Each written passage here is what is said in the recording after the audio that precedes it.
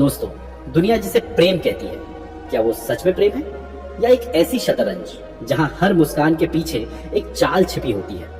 आप सोचती हैं कि जिस इंसान के कंधे पर सिर रखकर आप सुकून से सोती हैं वो आपका अपना है, लेकिन क्या आपने कभी ये सोचा है कि उसी सुकून के पीछे कितनी खामोश रणनीतियां छिपी हो सकती हैं। प्रेम सिर्फ एहसास नहीं है, यह एक खेल भी है, और इस खेल की सबसे कठिन बाजी एक स्त्री और पुरुष के बीच खेली जाती है।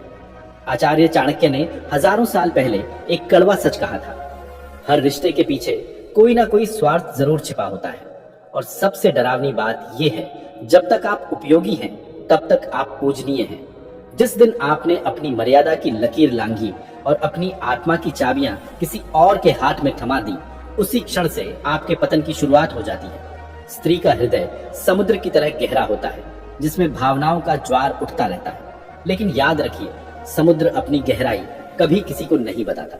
जो स्त्री अपने पति के सामने पूरी तरह निर्वस्त्र हो जाती है, तन से नहीं मन और अपनी कमजोरियों से, वो धीरे धीरे अपनी सत्ता खोने लगती है। प्रेम समर्पण मांगता है, लेकिन अंधा समर्पण आपको गुलाम बना देता है। आज मैं आपको वो 6 बातें बताऊंगा जिन्हें अगर आपने अपने पति को बता दिया तो आप अपनी नजरों में और उनके जीवन में अपनी अहमियत खो देंगी। ये बातें कड़वी लग सकती हैं, लेकिन यही कलयुग का कठोर सत्य है।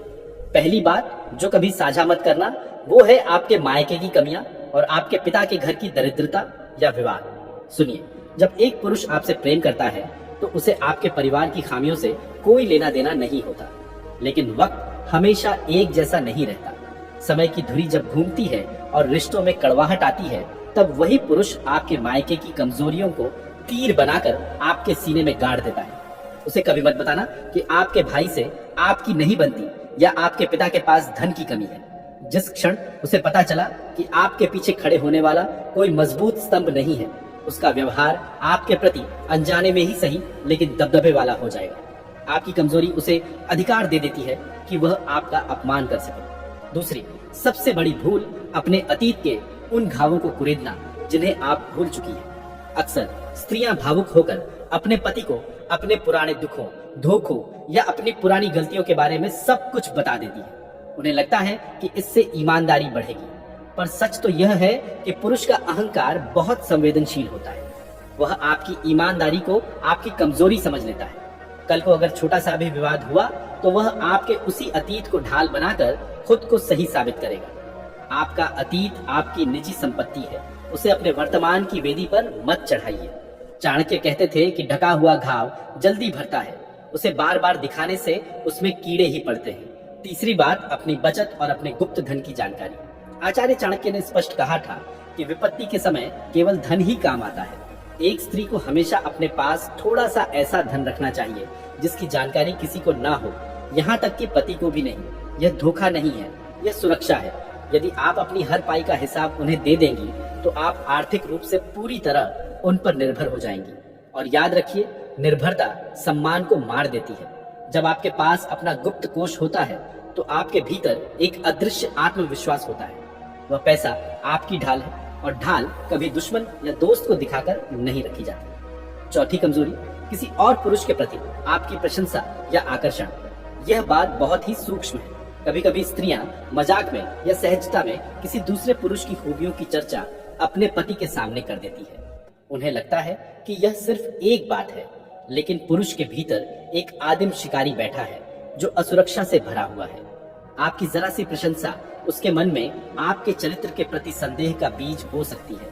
वह बीज कब वटवृक्ष बन जाएगा और आपके रिश्ते की शांति को निगल जाएगा, आपको पता भी नहीं चलेगा। अपनी भावनाओं पर नियंत्रण रखना ही एक श्रेष्ठ स्त्री की पहचान है। पांचवी बात, अपनी किसी ऐसी शारीरिक या मानसिक बीमारी का बखान ना करना जो आपके अस्तित्व को कमजोर दिखाती हो। इसका मतलब यह नहीं कि आप इलाज ना कराएं, लेकिन अपनी बीमारी को लेकर हर वक्त रोते रहना या खुद को लाचार दिखाना पति की नजरों में आपकी छवि को एक बोझ की तरह बना देता है। पुरुष प्रकृति से रक्षक होना पसंद करते हैं, लेकिन लंबे समय तक एक लाचार और रोती हुई स्त्री के साथ रहना उनके भीतर के आकर्षण को खत्म कर देता है। अपनी पीड़ा को गरिमा के साथ सहना सीखें। आपकी मजबूती ही उन्हें आपका सम्मान करने पर मजबूर करेगी। छठी और अंतिम बात, अपने मन के डर। आपको किस बात से डर लगता है? आपकी सबसे बड़ी घबराहट क्या है? यह कभी जाहिर ना होने दें। जब किसी को आपके डर का पता चल जाता है तो वह आपको नियंत्रित करना शुरू कर देता है।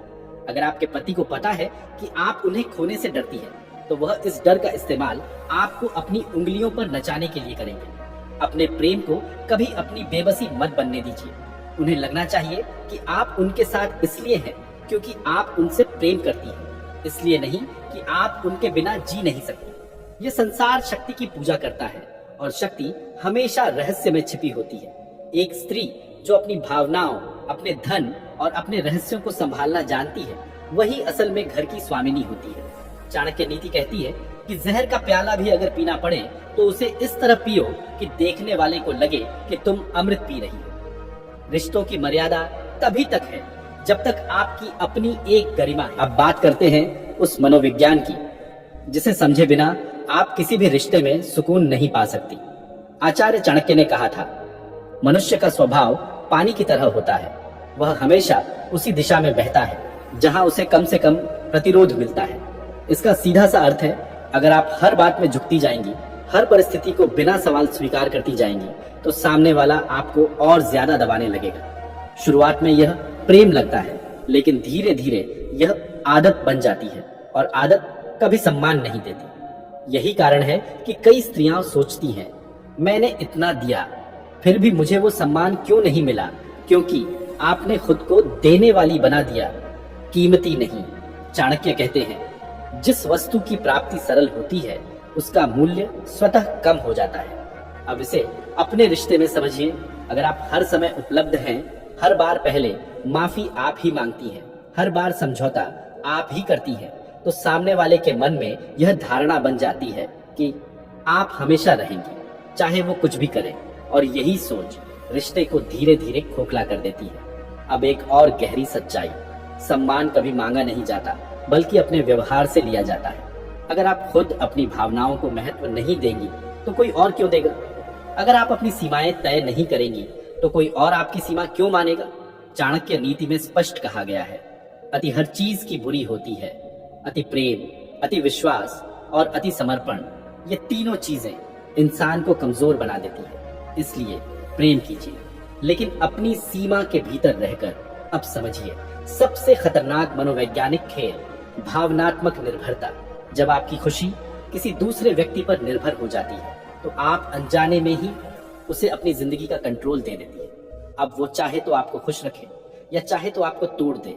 और सबसे दुखद बात, आपको यह एहसास भी नहीं होता कि आप कब गुलाम बन गई। चाणक्य ने इसी स्थिति से बचने के लिए कहा था, स्वयं पर नियंत्रण ही सबसे बड़ी शक्ति है। अगर आप अपने मन को नियंत्रित कर लेती है तो कोई भी आपको नियंत्रित नहीं कर सकता।